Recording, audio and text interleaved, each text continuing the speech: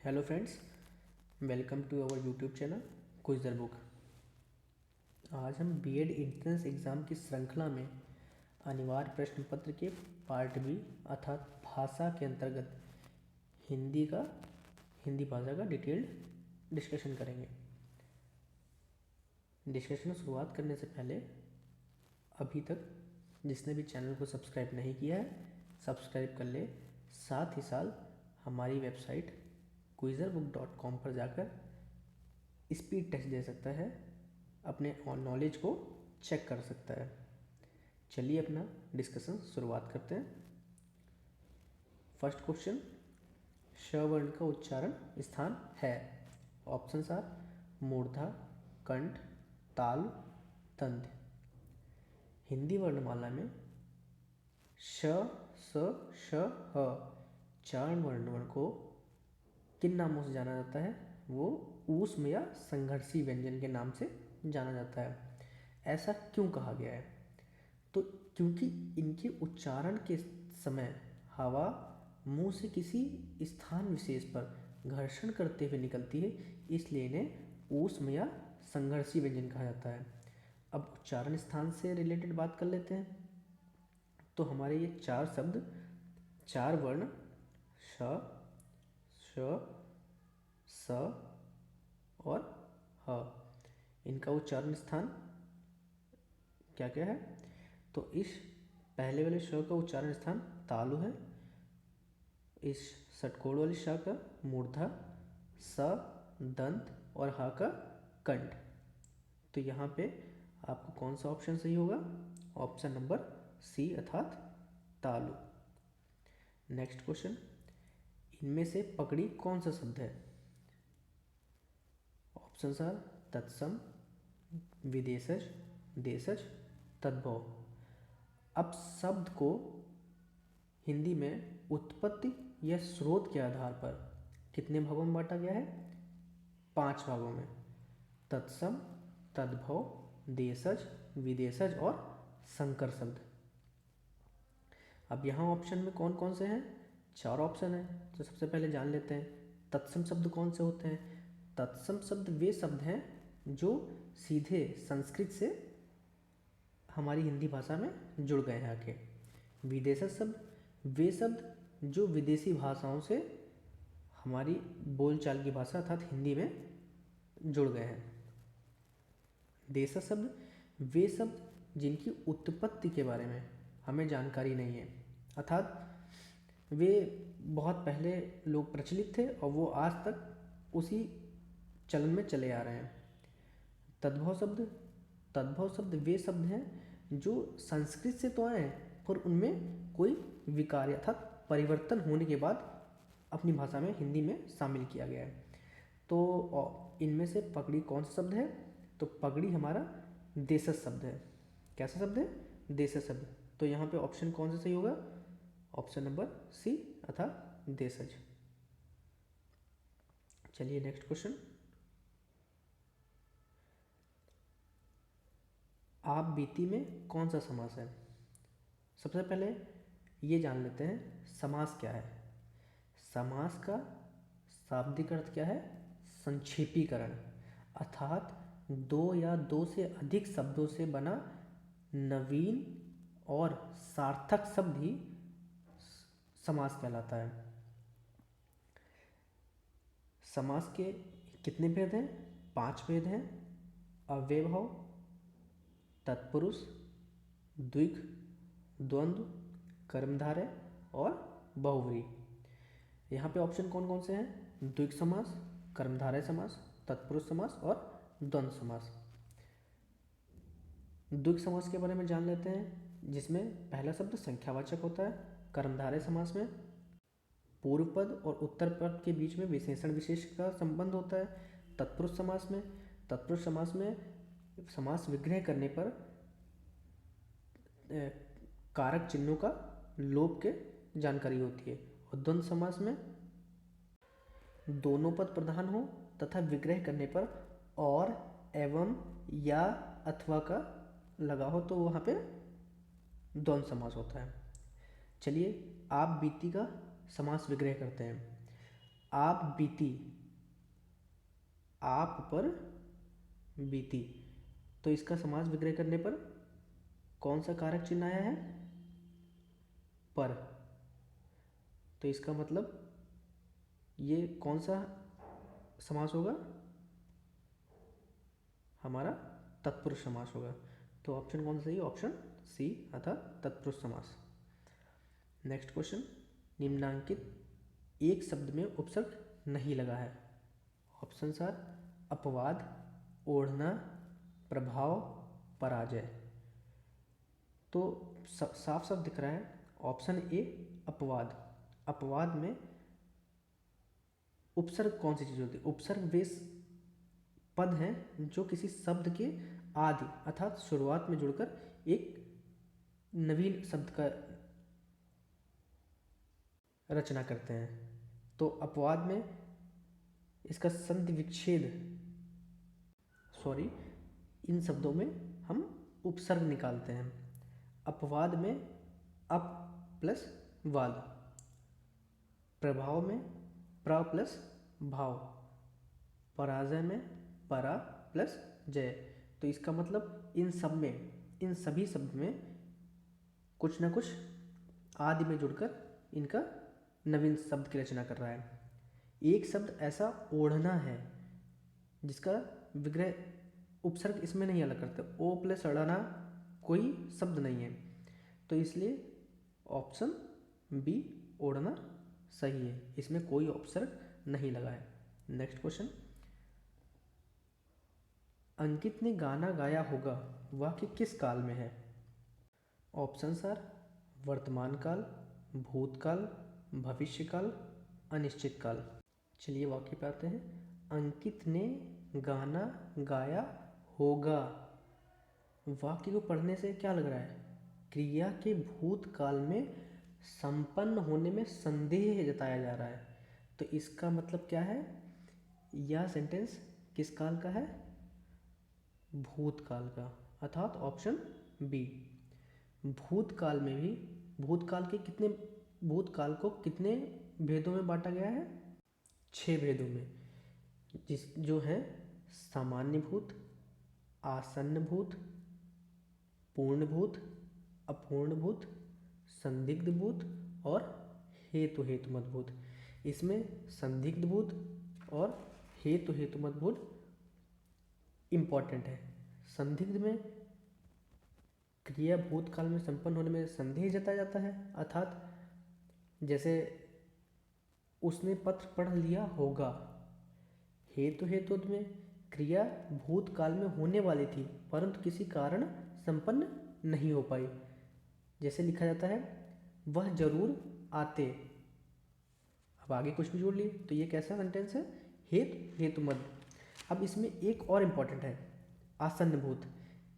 जैसे इसमें इस वाक्य को देखते हुए लग रहा है ये होगा, मतलब फ्यूचर का है, तो वैसे ही एक वाक्य आपको देता हूँ।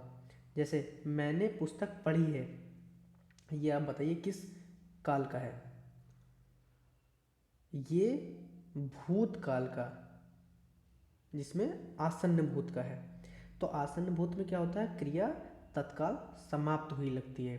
जैसे वह आया है, मैंने पुस्तक पढ़ी है। चलिए नेक्स्ट क्वेश्चन पर। अपादान कारक का परसर्ग है। ऑप्शन आर का, से अलग होना, लिए, में, पर। परसर्ग क्या होता है? परसर्ग मतलब कारक चिन्ह, और कारक क्या होते हैं? ऐसे शब्दांश या चिन्ह जो संज्ञा व सर्वनाम के बाद आकर उसका संबंध क्रिया से स्पष्ट करें, उन्हें कारक कहते हैं। अर्थात प्रश्न के अनुसार अपादान कारक का कारक चिन्ह है। तो हम सबको पता है अपादान में अलगाव की स्थिति दिखाई जाती है। तो इसमें कौन सा ऑप्शन सही है? ऑप्शन बी, अर्थात से अलग होना। एक प्रश्न है कि हिंदी में कारक कितने प्रकार के होते हैं? तो हिंदी में कारक 8 प्रकार के होते हैं, वहीं संस्कृत में 6 प्रकार के होते हैं। नेक्स्ट क्वेश्चन, कैंची किस भाषा का शब्द है? ऑप्शन आर अरबी, फारसी, तुर्की, पुर्तगाली। यहाँ पर हमें विदेशी शब्द से रिलेटेड क्वेश्चन है, तो इसमें सीधे पूछा गया है कैंची किस भाषा से शब्द आया है। तो कैंची हमारा तुर्की भाषा से लिया गया है। तो यहाँ पे ऑप्शन कौन सा सही है? Option C. कुछ तुर्की शब्द और हैं जो हमारे हिंदी भाषा में लिए गए हैं, जैसे कालीन, कुर्सी, बेगम, मुगल। एक शब्द है उर्दू। उर्दू जैसे पूछ लीजिए उर्दू किस भाषा का शब्द है, तो वो तुर्की भाषा का शब्द है। नेक्स्ट क्वेश्चन, निम्नलिखित में से कौन सा आधा तीतर आधा बटेर मुहावरे का सही अर्थ है? ऑप्शन सर आधी आधी चीज़ों को साथ रखना, बेमेल चीज़ों का सम्मिश्रण, सुमेल चीज़ों को बटोरना, आधी आधी चीज़ों को मिलाकर एक करना। यहाँ पर आधा तीतर आधा बटेर मुहावरे का सही अर्थ है बेमेल चीज़ों का सम्मिश्रण। जैसे कभी कभी कहते हैं कि अजय ने धोती कुर्ता पहन के गले में टाई लगा ली, तो ये क्या है? बेमेल चीज़ है ना, कुर्ता पैजामे में कोई टाई थोड़ा ना पहनता है। तो यहाँ पर कह सकते हैं कि वह आधा तीतर आधा बटेर लग रहा था। तो यहाँ पे ऑप्शन कौन सा सही है? ऑप्शन नंबर सी, बेमेल चीज़ों का सम्मिश्रण।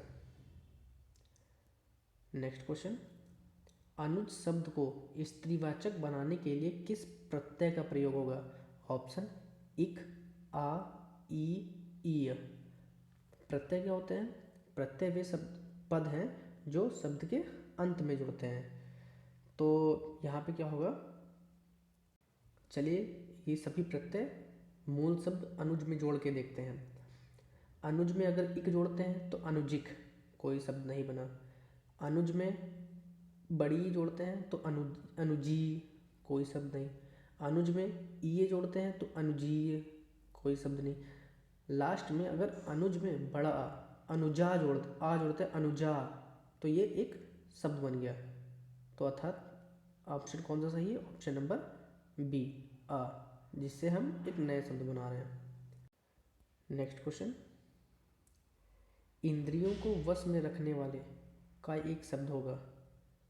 ऑप्शन सर इंद्रजीत, इंद्रियजीत, इंद्रियातीत, इंद्रदेव। इंद्रियों को वश में रखने वाले को क्या कहते हैं? इंद्रजीत। यहाँ पे दो शब्द बड़े फेमस हैं, एक है जितेंद्रिय और एक है इंद्रजीत। तो इंद्रियों को वश में रखने वाला या जो इंद्र पर विजय प्राप्त कर चुका हो उसे क्या कहते हैं? इंद्रजीत। और वहीं जितेंद्र को इंद्रियों को जीत लिया हो जिसने, उसे क्या कहते हैं? जितेंद्र। तो यहाँ ऑप्शन कौन सा सही? ऑप्शन नंबर ए, अर्थात इंद्रजीत। नेक्स्ट क्वेश्चन, गायक शब्द के सही संधि विच्छेद पर सही का निशान लगाएं। ऑप्शन ए गा प्लस आयक, बी गए प्लस अक यक, सी गा प्लस यक, डी गए प्लस अक। सबसे पहले संधि जानने क्या होता है? दो निकटवर्ती वर्णों के परस्पर मेल से जो विकार उत्पन्न होता है उसे हम संधि कहते हैं। जैसे नमः प्लस कार, नमस्कार, तो विसर्ग और कार के बीच में जो विकार हुआ उससे एक वर्ण की उत्पत्ति हुई और शब्द क्या बना? नमस्कार। तो यहाँ पे संधि, इसको संधि कहते हैं। तो यहाँ पे गायक शब्द का संधि विच्छेद ढूंढना है। गायक का सही संधि विच्छेद गए प्लस अक हैगा। यहाँ अय प्लस आ से आय में परिवर्तित होने के कारण अयाद संधि है, अर्थात इसका कौन सा ऑप्शन सही है? ऑप्शन नंबर डी, गए प्लस अक। यहाँ पे कौन सी संधि है? अयाद संधि। नेक्स्ट क्वेश्चन, पाठशाला शब्द है। ऑप्शन आर ऋण, यौगिक, योग ऋण, विदेशी। व्युत्पत्ति या रचना के बनावट के आधार पर शब्द को 3 भागों में बांटा गया है: ऋण, यौगिक, योग ऋण। ऋण शब्द वे होते हैं जिनका सार्थक खंडन ना किया जा सकते, अर्थात शब्द को अगर टूट देंगे तो 2 टूटे हुए शब्दों का कोई अर्थ नहीं होगा। वे शब्द कौन से होते हैं? ऋण शब्द। यौगिक शब्द, जो शब्द 2 या 2 से अधिक शब्दों से मिलकर बने हैं, मतलब अगर विखंडन करने पर दोनों का अलग अलग अर्थ निकलेगा, तो वो कौन से शब्द हैं? यौगिक शब्द। और योग ऋण वे किसी सामान्य अर्थ को न प्रकट कर किसी विशेष अर्थ को प्रकट करेंगे। मतलब क्या है, जब 2 अलग अलग शब्द मिलेंगे आपस में, तो मिलने के बाद जो अर्थ है वो जो 2 मूल अर्थ शब्दों का अर्थ था उनसे विभिन्न किसी विशेष अर्थ को प्रकट करेंगे, उन्हें क्या कहते हैं? योग ऋण शब्द। जैसे बहुव्रीहि समास के उदाहरण हैं, जैसे पीताम्बर, ठीक है, तो ये किसके एग्जाम्पल हैं? योग ऋण शब्द के। तो यहाँ पर पाठशाला, अगर इसका विखंडन करें तो पाठ प्लस शाला, मतलब 2 अलग अलग शब्दों में विभाजित हुआ है और दोनों का अर्थ, मूल पूरे शब्द का अर्थ और 2 अलग अलग शब्दों का अर्थ, दोनों का अगर देखा जाए तो दोनों सेम है। जैसे पाठ, पाठशाला और पाठ प्लस शाला, तो दोनों का सेम अर्थ है। तो यहाँ पे कौन सा शब्द होगा हमारा? यौगिक। तो ये पाठशाला कौन सा शब्द है? यौगिक शब्द, अर्थात ऑप्शन बी सही है। नेक्स्ट क्वेश्चन, निम्नलिखित में निश्चयवाचक सर्वनाम है। ऑप्शन आर कहाँ, कोई, यह, आप। सर्वनाम कैसे शब्द है? वह शब्द जो संज्ञा के स्थान पर प्रयोग किया जाता है उसे सर्वनाम कहते हैं। सर्वनाम में कितने भेद हैं? सर्वनाम के 6 भेद होते हैं: पुरुषवाचक, निजवाचक, प्रश्नवाचक, अनिश्चितवाचक, निश्चयवाचक और संबंधवाचक। यहाँ पे क्या प्रश्न है कि निश्चयवाचक सर्वनाम का उदाहरण है, मतलब इनमें से कोई एक शब्द निश्चयवाचक सर्वनाम का है। चलिए शब्द देखते हैं। पहला है कहाँ, तो कहाँ किस चीज़ को दर्शा रहा है? अनिश्चितता को दर्शा रहा है, तो मतलब ये निश्चयवाचक नहीं है। दूसरा ऑप्शन कोई, तो कोई भी कोई अनिश्चित वस्तु को दिखा रहा है, कोई आया होगा, तो वो कोई अनिश्चित है, निश्चित नहीं है। यह तो यह पुस्तक मेरी है, तो मतलब ये कोई निश्चित है कि हाँ यही पुस्तक मेरी है, तो ये एक निश्चयवाचक सर्वनाम है। और लास्ट ऑप्शन आप हमारा पुरुषवाचक सर्वनाम है, तो इसका ऑप्शन कौन सा सही है? ऑप्शन नंबर सी अर्थात यह। नेक्स्ट क्वेश्चन, हिंदी के प्रमुख ललित निबंधकार हैं। Option are Ramdhari Singh Dinkar, Harishankar Parsai, Ramchandra Shukla, Hazari Prasad Dwivedi. तो हिंदी के प्रमुख ललित निबंधकार हजारी प्रसाद द्विवेदी हैं। उनके निबंधों को ललित निबंधों के लिए मानदंड स्वीकार किया जाता है। कुटज, देवदारू, अशोक के फूल आदि इनके एक कुछ प्रमुख निबंध हैं। तो यहाँ पे ऑप्शन कौन सा सही होगा? Option number D, Hazari Prasad Dwivedi. Next question, मन में उत्पन्न होने वाले अस्थिर मनोविकारों को क्या कहते हैं? ऑप्शन आर संचारी भाव, विभाव, आलंबन, अनुभाव। मन में उत्पन्न होने वाले अस्थिर मनोविकारों को संचारी भाव कहते हैं। संचारी भावों की संख्या 33 है, जैसे हर्ष, विषाद, शंका, चिंता, लज्जा आदि संचारी भाव हैं। तो यहाँ पे ऑप्शन कौन सा सही है? ऑप्शन नंबर ए, संचारी भाव। नेक्स्ट क्वेश्चन, वाक्यांशों अथवा वाक्यों को जोड़ने का कार्य कौन करता है? ऑप्शन आर संबंध बोधक अव्यय, विस्मयाद बोधक अव्यय, समुच्चय बोधक अव्यय, क्रिया विशेषण अव्यय। सबसे पहले अव्यय क्या होता है? वे सब जहाँ पर लिंग वचन के आधार पर कोई परिवर्तन नहीं होता उन्हें अव्यय कहते हैं। जैसे और शब्द, और वाक्य में कभी भी लिंग वचन कारक के आधार पर अपने आप को परिवर्तित नहीं करता है, तो ये कैसा शब्द है? अव्यय है। अव्यय के कितने भेद हैं? अव्यय के निम्नलिखित भेद हैं, जैसे संबंध बोधक अव्यय जिसको इंग्लिश में प्रीपोजिशन कहते हैं, समुच्चय बोधक अव्यय जिसको इंग्लिश में हम क्या कहते हैं? कंजक्शन, विस्मयादि बोधक जिसको इंग्लिश में इंटरजेक्शन कहते हैं, और क्रिया विशेषण अव्यय, क्रिया विशेषण जिसको इंग्लिश में एडवर्ब कहते हैं। अब यहाँ पे क्या है, इसमें प्रश्न के अनुसार वाक्यांशों अथवा वाक्यों को जोड़ने का कार्य कौन करता है? तो हमें जैसे पता है कि संबंध बोधक तो दो पदों को जोड़ता है, संज्ञा अथवा सर्वनाम दो पदों को जो जोड़ता है उसको संबंध बोधक कहते हैं। विस्मयादि बोधक जहाँ किसी वाक्य में शुरुआत हो, अरे ये मतलब कोई विस्मयाद चिन्ह हो, तो वहाँ पे विस्मयाद बोधक अव्यय होगा। क्रिया विशेषण क्या है? जो शब्द क्रिया की विशेषता बताए उसे क्रिया विशेषण कहते हैं। ठीक है, क्रिया विशेषण अव्यय है, ये अव्यय का पार्ट है। ठीक है, और समुच्चय बोधक अव्यय, समुच्चय बोधक अव्यय के अंतर्गत एक वाक्य में कई उपवाक्य हो सकते हैं। इन उपवाक्यों को आपस में जोड़ने के लिए समुच्चय बोधक अव्यय का प्रयोग किया जाता है। तो वाक्यांशों तथा वाक्यों को जोड़ने का कार्य कौन करता है? समुच्चय बोधक अव्यय, जिसे हम इंग्लिश में कंजक्शन कहते हैं। तो यहाँ पे ऑप्शन नंबर सी समुच्चय बोधक करेक्ट है। चलिए नेक्स्ट क्वेश्चन। नहीं पराग नहीं मधुर मधु नहीं विकास एहि काल, अली कली ही सो बिंध्यो आगे कौन बवाल हवाल। पंक्ति में अलंकार है। ऑप्शन आर रूपक, श्लेष, अनियोक्ति, उत्प्रेक्षा। इस पंक्ति में क्या है? इसमें अली कली ही सो बिंदु आगे कौन हवाल, तो यहाँ पे जो है, यहाँ कली और भौरे उपमान के बहाने उपमेय राजा जयसिंह और उनकी नवोड़ा नायिका की ओर संकेत किया जा रहा है। अतः ये लक्षण किस अलंकार में होते हैं? वो है अनियोक्ति अलंकार। तो अर्थात यहाँ पे कौन सा अलंकार है? अनियोक्ति अलंकार। तो ऑप्शन नंबर सी सही है। Next question. इनमें से कौन सा शब्द शुद्ध है? अभिव्यक्ति, उपयुक्त, ऐतिहासिक, कवियत्री। तो यहाँ पे कौन सा शब्द शुद्ध है? अशुद्ध नहीं चुनना है, यहाँ पे शुद्ध चुनना है।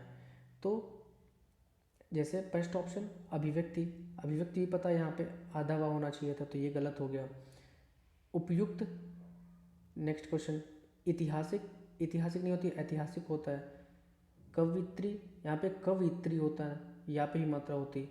ठीक है, तो यहाँ पे ऑप्शन कौन सा सही है? ऑप्शन नंबर बी उपयुक्त, सॉरी ऑप्शन नंबर बी उपयुक्त।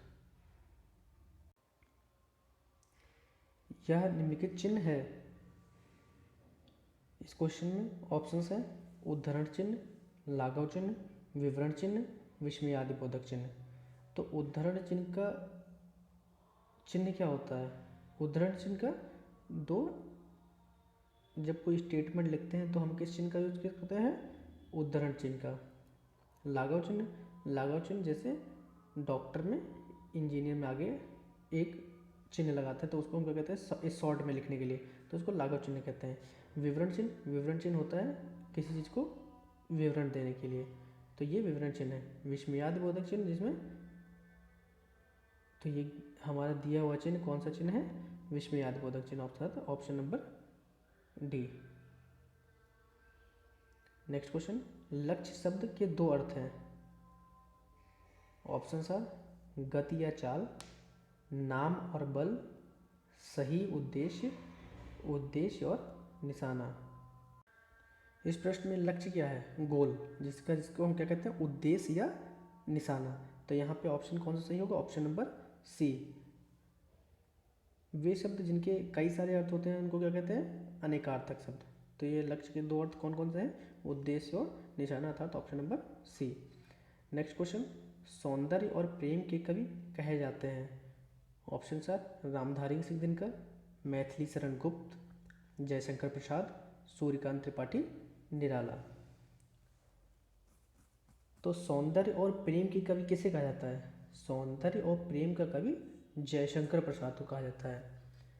जयशंकर प्रसाद जी छायावादी काव्यधारा के 4 स्तंभों में प्रमुख कवि हैं। ठीक है, इनकी एक प्रमुख रचना है कामायनी। ठीक है, बहुत प्रसिद्ध है। तो यहाँ पे ऑप्शन कौन सा होगा आपका? ऑप्शन नंबर सी, जयशंकर प्रसाद। नेक्स्ट क्वेश्चन, निम्नलिखित में से अशुद्ध वाक्य का चयन कीजिए। ऑप्शन सा, पेड़ पर मैना बैठी है। सेकंड ऑप्शन, मोहित गेहूं पिसवाने चक्की पर गया है। थर्ड ऑप्शन, निर्दयी व्यक्ति से मित्रता नहीं करनी चाहिए। ऑप्शन डी, उसके घर के पास एक मिठाई की दुकान है। तो यहाँ पे ऑप्शन नंबर आपका कौन सा सही होगा? ऑप्शन नंबर डी, उसके घर के पास एक मिठाई की दुकान है। इसका शुद्ध वाक्य क्या होगा? उसके घर के पास मिठाई की एक दुकान है।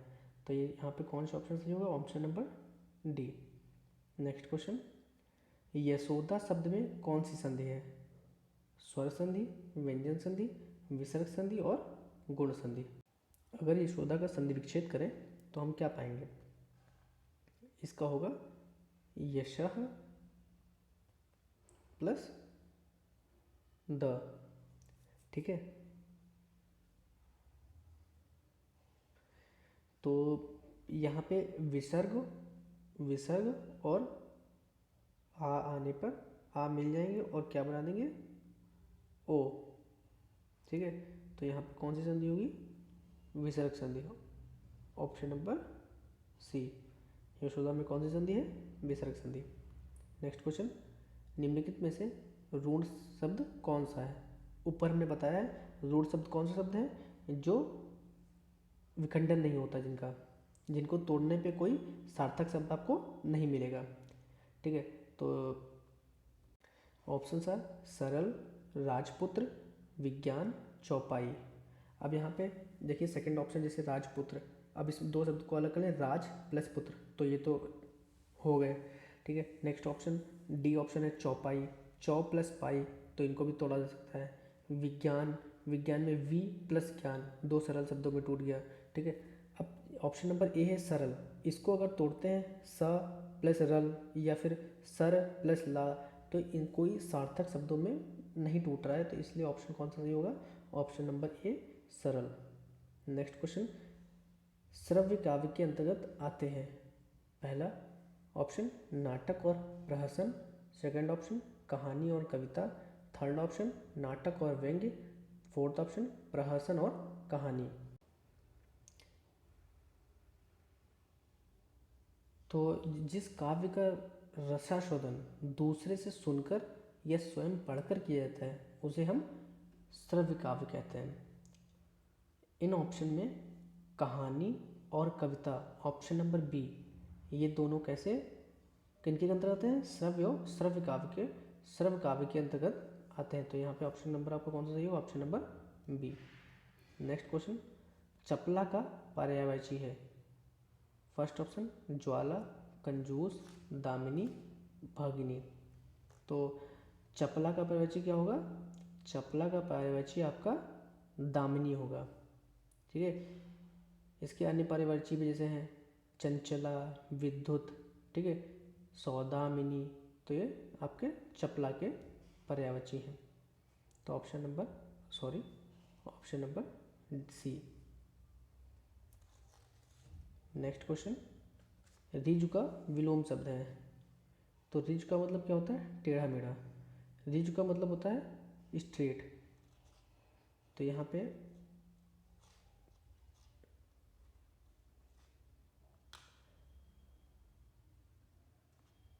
रिजु का विलोम शब्द क्या होगा?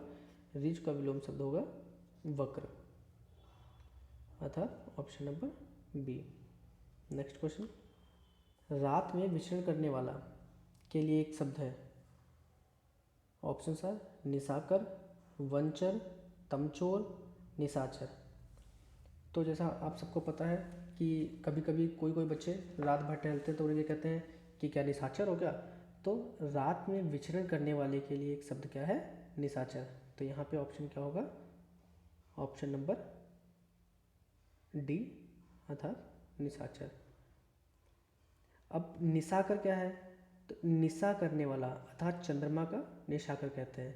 और वनचर वन में विचरण करने वाला अर्थात सिंह, सिंह को क्या कहते हैं? निशाकर, वनचर। ठीक है, नेक्स्ट क्वेश्चन, पाषाण शब्द है तत्सम, तद्भव, देशज, विदेशज। तो पाषाण शब्द आपका क्या है? पाषाण ये शब्द आपका तत्सम शब्द है जो संस्कृत भाषा से हिंदी भाषा में आए हैं, ज्यों के त्यों। जैसे कुछ तत्सम शब्द और हैं, पुष्प, कवि, अग्नि, आज्ञा, तो ये क्या है? सब आपके तत्सम शब्द हैं। तो यहाँ ऑप्शन कौन नंबर सही होगा? ऑप्शन नंबर ए, तत्सम। नेक्स्ट क्वेश्चन, अवसर का लाभ उठाना मुहावरे का सही अर्थ है? फूले न समाना, आकाश पाताल एक करना, बहती गंगा में हाथ धोना, अंगारों पर पैर रखना। तो यहाँ पे आपका ऑप्शन कौन सा सही होगा? अवसर का लाभ उठाने का कौन सा मुहावरा होगा? बहती गंगा में हाथ धोना था। तो ऑप्शन नंबर सी, मतलब अवसर का लाभ उठा लो, तो इसका क्या होगा? बहती गंगा में हाथ धोना। नेक्स्ट क्वेश्चन, वीर रस का स्थायी भाव है? ऑप्शन आर शोक, रति, उत्साह, ग्लानि। वीर रस का स्थायी भाव उत्साह है, और करुण रस का स्थायी भाव शोक है, श्रृंगार रस का रति, विभत्स रस का ग्लानि। तो अर्थात यहाँ पे ऑप्शन आपका कौन सा सही होगा? ऑप्शन नंबर सी, उत्साह। नेक्स्ट क्वेश्चन, पृथ्वीराज की आंखें किस विधा की रचना है? ऑप्शन आर नाटक, कहानी, उपन्यास, एकांकी। पृथ्वीराज की आंखें एकांकी विधा की रचना है। इसके रचनाकार कौन है? राम कुमार वर्मा। इस एकांकी को लिखने के पीछे का उद्देश्य उस समय तत्कालीन भारत की राजनीतिक स्थिति का चित्रण करना है। इसमें उन्होंने राजनीतिक स्थिति का चित्रण किया है। तो यहाँ का ऑप्शन कौन सा सही होगा? ऑप्शन नंबर डी अर्थात एकांकी। नेक्स्ट क्वेश्चन, भावुक शब्द उदाहरण है? दीर्घ स्वर संधि, गुण स्वर संधि, वृद्धि स्वर संधि, अयादि स्वर संधि। भावुक का संधि विच्छेद करें तो संधि विच्छेद होगा भव प्लस उक। तो यहाँ पर औ प्लस उ को मिला के आयु बन रहा है। क्या बन रहा है? आयु। तो आयु किस संधि में बनता है? अयादि संधि में। तो इसका मतलब यहाँ पे कौन सा ऑप्शन करेक्ट है? अयादि स्वर संधि। चलिए नेक्स्ट क्वेश्चन, तुमने कैसा शब्द है? ऑप्शन आर मध्यम पुरुष, अन्य पुरुष, उत्तम पुरुष, प्रथम पुरुष। तो तुमने जब कोई श्रोता की बात करिए तो वक्ता होता है प्रथम पुरुष, श्रोता मध्यम पुरुष, और किसी तीसरे व्यक्ति की तरफ जब इंडिकेशन करते हैं तो होता है अन्य पुरुष। तो तुमने अर्थात श्रोता कैसा पुरुष है? मध्यम पुरुष है। तो यहाँ पे ऑप्शन कौन सा होगा? ऑप्शन नंबर ए, मध्यम पुरुष। नेक्स्ट क्वेश्चन, प्रिय प्रवास किसकी रचना है? भारतेंदु हरिश्चंद्र, अयोध्या सिंह उपाध्याय हरिऔध, महावीर प्रसाद द्विवेदी, जयशंकर प्रसाद। तो प्रिय प्रवास एक बहुत बड़ी प्रचर्चित रचना है जो किसकी है? अयोध्या सिंह उपाध्याय हरिऔध की। इसमें इसके जो कलाकार हैं वो कौन कौन, नायक नायिका कौन है? राधा और कृष्ण। नेक्स्ट क्वेश्चन, निम्नलिखित में से मिश्र वाक्य का चयन कीजिए। ऑप्शन आर लड़के ने अपना दोस्त मान लिया, मैं चाहता हूँ और मैं करूँगा, मैं कार्य करूँगा। नेक्स्ट क्वेश्चन, जब अनीता गाएगी तब सुजाता नाचेगी। नेक्स्ट ऑप्शन, अरे वह उत्तीर्ण हो गया। तो यहाँ पे ऑप्शन आपका क्या होगा? मिश्र वाक्य में दो वाक्य आपस में जुड़े होते हैं जिसमें दूसरा उपवाक्य पहले उपवाक्य पर आश्रित होता है। तो इन सभी वाक्यों में ऑप्शन नंबर सी, जब अनीता गाएगी तब सुजाता नाचेगी, दूसरा उपवाक्य सुजाता नाचेगी पहले उपवाक्य जब अनीता गाएगी पर आश्रित है। तो यहाँ पे ऑप्शन कौन सा सही होगा? ऑप्शन नंबर सी अर्थात जब अनीता गाएगी तब सुजाता नाचेगी।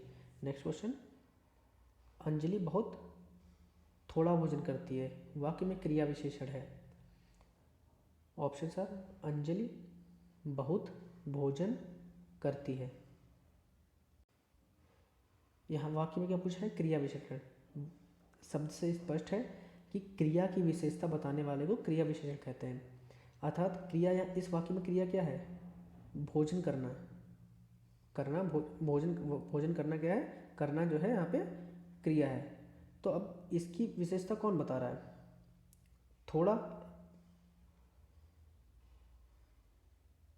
और क्रिया की विशेषता कौन बता रहा है? बहुत। तो मतलब बहुत थोड़ा भोजन करती है। तो यहाँ पे ऑप्शन कौन सा सही होगा? ऑप्शन नंबर बी, बहुत। नेक्स्ट क्वेश्चन, खंड काव्य में किसका वर्णन होता है? फर्स्ट ऑप्शन, मानव जीवन के एक भाग का चित्रण। सेकंड ऑप्शन, मानव जीवन के सूक्ष्म पद का चित्रण। थर्ड ऑप्शन, मानवेतर जीवन के संपूर्ण पक्ष का चित्रण। ऑप्शन नंबर डी, मानव जीवन के वृहद एवं व्यापक पद का चित्रण, पक्ष का चित्रण। खंड काव्य में मानव जीवन के एक भाग का चित्रण होता है। इसमें मानव जीवन की किसी एक घटना की प्रधानता रहती है। तो यहाँ पे ऑप्शन आपको कौन सा सही होगा? ऑप्शन नंबर ए, मानव जीवन के एक भाग का चित्रण। नेक्स्ट क्वेश्चन, 99 के फेर में पड़ना मुहावरे का अर्थ है। ऑप्शन आर, किसी कार्य को पूरा न करना, वास्तविकता से भिन्न स्थिति, अनुभवहीन ही होना। ऑप्शन नंबर डी, धन संग्रह की चिंता में पड़ना। 99 के फेर में पड़ना मुहावरे का अर्थ है धन संग्रह की चिंता में पड़ना। जैसे रामलाल की आयु बहुत अधिक हो चुकी है किंतु फिर भी वह 99 के फेर में पड़े रहता है। तो इसका ऑप्शन क्या होगा? ऑप्शन नंबर डी, धन संग्रह की चिंता में पड़ना। नेक्स्ट क्वेश्चन, विशेषण जिसकी विशेषता बताता है वह क्या कहलाता है? विशेषण क्या होता है? वह शब्द जो किसी संज्ञा सर्वनाम की विशेषता बताता है उसे हम विशेषण कहते हैं। तो वह शब्द जो विशेषता बताता है उसे तो विशेषण कहते हैं, मगर जिसकी विशेषता बताता है उसे हम क्या कहते हैं? विशेष। तो इसमें ऑप्शन क्या है? ऑप्शन ए विशेष, ऑप्शन बी प्राविशेषण, ऑप्शन सी परिमाणवाचक विशेषण, ऑप्शन डी सार्वनामिक विशेषण। तो यहाँ पे ऑप्शन आपका कौन सा सही होगा? ऑप्शन नंबर ए, विशेष। नेक्स्ट क्वेश्चन,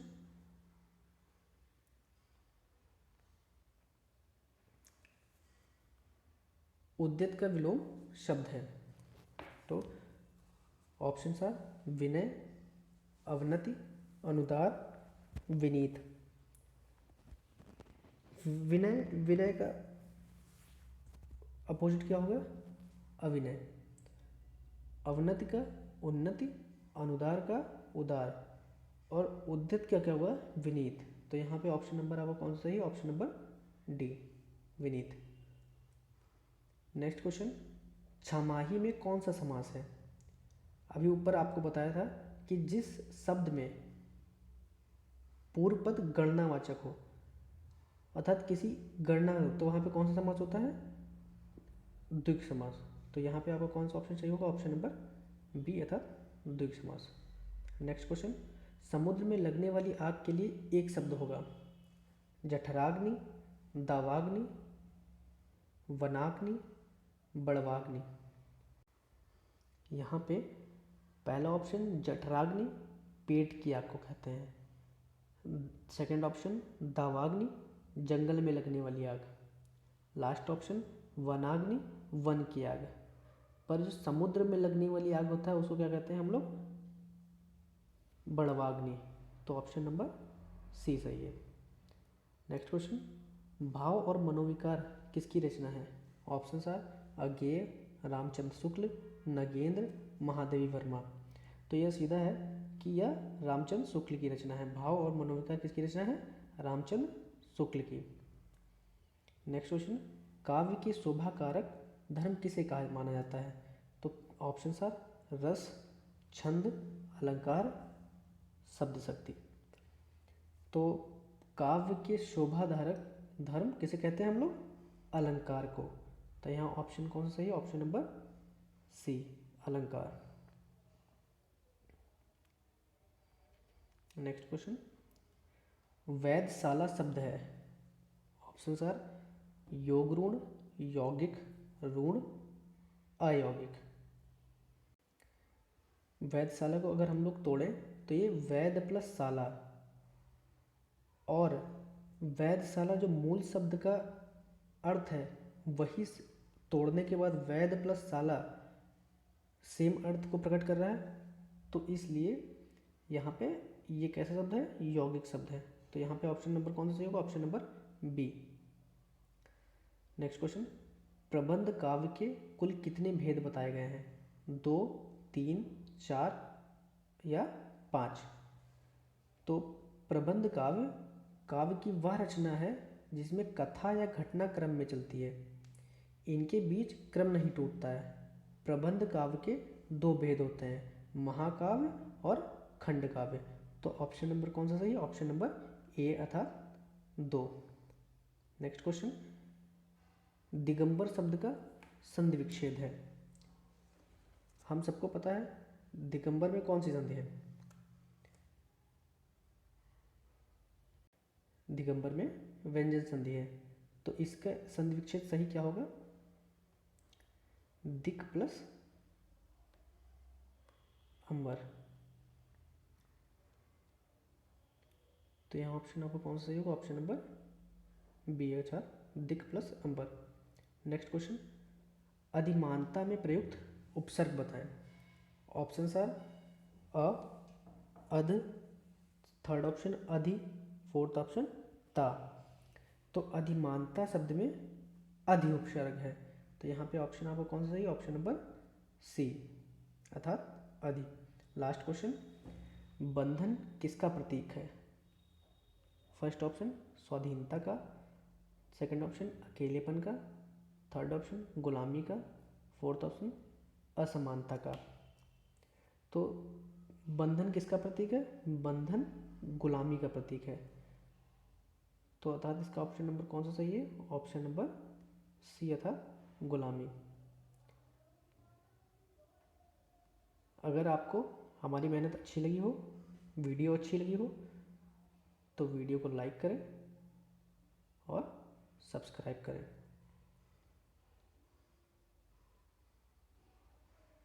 धन्यवाद।